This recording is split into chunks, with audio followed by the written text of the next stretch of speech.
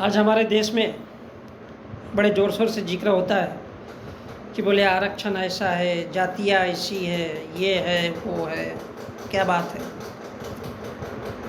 अब हम देखते हैं कि अंग्रेजों के भारत में आने के पहले तो आरक्षण था ही नहीं। भारत में जब अंग्रेज आए तब तो आरक्षण भारत में नहीं था। ब्राह्मण विद्वान था क्योंकि वो ब्रह्मा के मुख से पैदा हुआ था। क्षत्रिय शक्तिशाली था क्योंकि उसके बाहों से पैदा हुआ था वो। अब मुझे नहीं मालूम कि वो ब्रह्मा कौन सा जानवर था, कोई पानी में रहने वाला समुद्री जीव था या फिर धरातल पर रहने वाला कोई सुअर या कोई कुत्ता या बिल्ली था, आई डोंट नो। लेकिन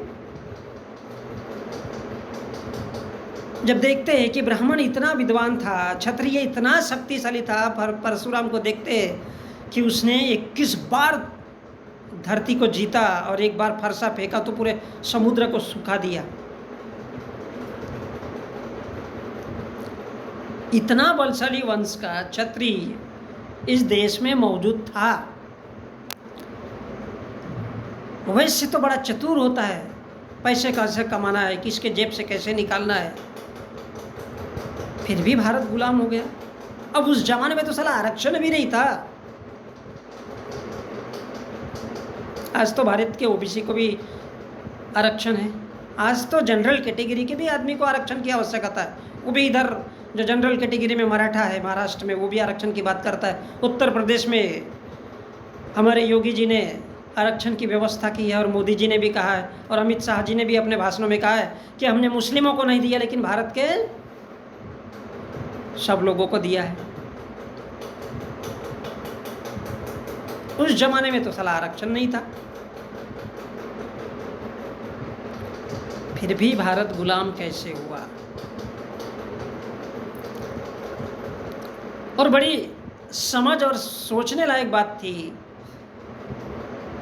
कि व्यापार करने के लिए आने वाले अंग्रेज, उन लोगों ने लाव लश्कर फाटा। जैसे कि हमारे देश में जब एक हिंदू लड़ता है, एक हाथ में भाला होता है और उसको वो 10,000 लोगों को मारता है। हिंदू अर्थात भारत का ठाकुर ब्राह्मण तो 10,000 लोगों को मार लेता है। कभी समुद्रगुप्त काल का इतिहास को पढ़िए, स्कंदगुप्त का इतिहास पढ़िए कि ये एक आदमी एक भाला लेकर के 10,000 लोगों को मारता है। हम पृथ्वीराज चौहान को जब पढ़ते तो वहाँ पर लिखा है कि ता ऊपर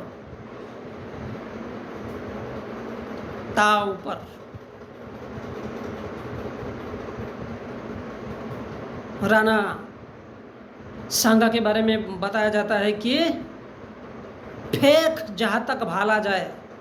और ये क्या है? मन की बात, मन से फेंकी गई बातें। जैसे हमारे भारत के प्रधानमंत्री नरेंद्र मोदी करते हैं कि मन की बातें, अरे हाँ भाई मुझको ऐसा करना था। अब भारत के लोग अनपढ़ गवार तो है साले, ओबीसी के हो या फिर SC ST के हो या फिर माइनॉरिटीज के भी लोग क्यों ना हो, मुसलमान, सिख, ईसाई, दलित, पारसी, ये सब क्या है? बेवकूफ़ लोग। इमोशनल बना दिया इस देश के लोगों ने। हाँ भैया मन की बात कर रहा हूँ, तो वो उनके तन की बात सुनने के लिए चले गए। हाँ बहुत सही बोल रहे हैं, हाँ बोले देश को क्या बनाना है तो गर्व से बोलो हिंदू है। अब न साला हिंदू कोई धर्म है ना ही कोई जाति है। लोगों को आपस में लड़ाने का और सामदाम दंड भेद के आधार पर इस देश के लोगों को आपस में, यानी अंग्रेजों से भी ज़्यादा खतरनाक नीति, आपस में लड़ा करके सिर्फ अपना उल्लू साधने का एक ऐसा घटिया राजनीतिक औजार है भारत में, वो है हिंदू।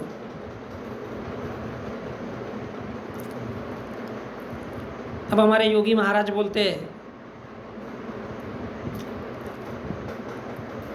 कि वो हमारी शैली है। कभी बोले हिंदू धर्म मत मानो, हिंदू जाति से कोई नफरत है। उन्होंने सिद्ध कर दिया यहीं पर भी कि ये क्या है, साला जाति भी नहीं है, जाति तो अलग ही है। हर जाति में 12.5 उपजाति। और ये देश कितने सारे जातियों में बटा है? 7,020 जातियों में, जिसमें से अकेले 5,000 जातियाँ तो भारत के ओबीसी की है। अब ये इतने बड़े बड़े विद्वान, अब ब्राह्मण तो ऐसा है कि उसने अगर एक श्राप दे दिया तो भारत में जो अंग्रेज थे उनकी पूरी पीढ़ियाँ खानदान नष्ट हो सकती थी। आज भी हम देखते हैं टेलीविज़न में, इस देश के न्यूज़ चैनलों में कि ब्राह्मण ने अगर श्राप दे दिया तो उसका वो भस्म हो जाता है, जल जाता है, समाप्त हो जाता है, मर जाता है। फिर अंग्रेजों को क्यों मार नहीं पाए? बहुत बड़ी हथियार है, ब्रह्मास्त्र है वो तो। क्या इस देश के केवल SC ST OBC के लोगों को सिर्फ डराने के लिए ये औजार है, ताकि वो उनके सिर्फ मंदिर पर माथा टेकने के लिए जाए और उसके जेब से वो पैसा निकाले? अब सीधी तरह से अगर ब्राह्मण एक गड्ढा खोदता और बोलता कि यहाँ बैठ भाई, तो स्वाभाविक है कोई इस देश का दलित या इस देश का आदिवासी या इस देश का OBC तो बैठता नहीं कि बोले इसके नीचे साला खाई रखी हुई है, गड्ढा है, गड्ढे में गिरेंगे तो मर जाएंगे। तो ब्राह्मण ने ये उपचार लगाया कि बोले करना क्या है, तो बेटा तो ऐसे नहीं देगा ना, चल मंदिर में आ, वहाँ पर तो झक मार के देगा। बोले मैं लुटेरा तब भी था, आज भी लुटेरा हूँ, और मेरे पेट भरने का यही तरीका है, क्या करना है तुम लोगों को कर लो। बैल बना के रखा हो, बजाओ, मंदिर का घंटा बजाओ, कुछ होना जाना नहीं है। हम केवल पत्थर की मूर्ति को धोएंगे 10 मिनट, उसके बाद शांति से बैठेंगे और जो बोलना है वो बड़बड़ाएंगे, गालियाँ भी देंगे तुम लोगों को। क्या करोगे तुम?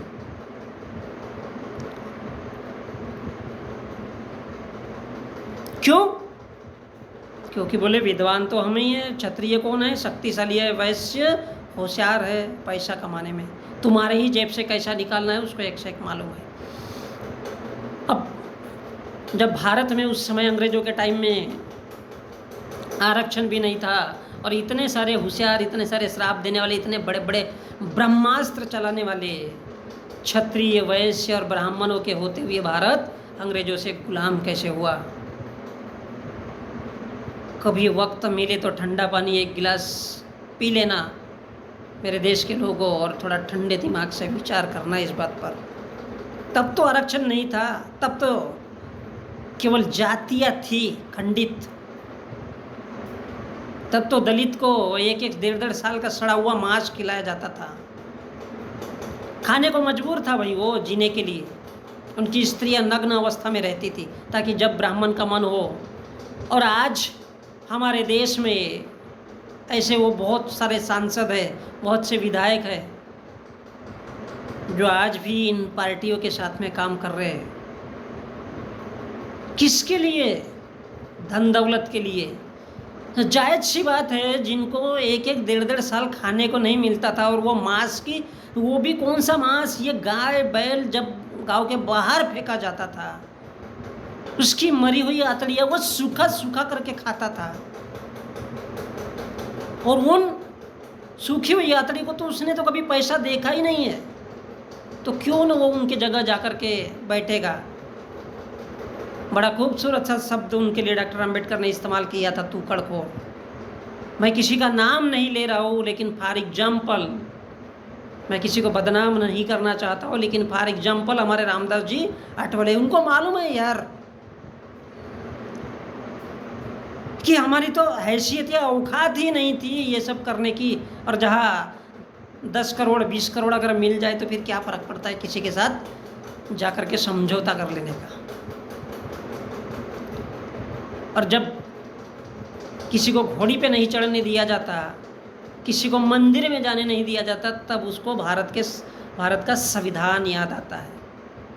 तो ये है, और इसलिए इतने ब्राह्मण विद्वान होने के बावजूद, क्षत्रिय शक्तिशाली होने के बावजूद, वैश्य चतुर होने के बावजूद, उस समय आरक्षण भी नहीं था, तो सोचने लायक बात यह है कि भारत गुलाम बना कैसे।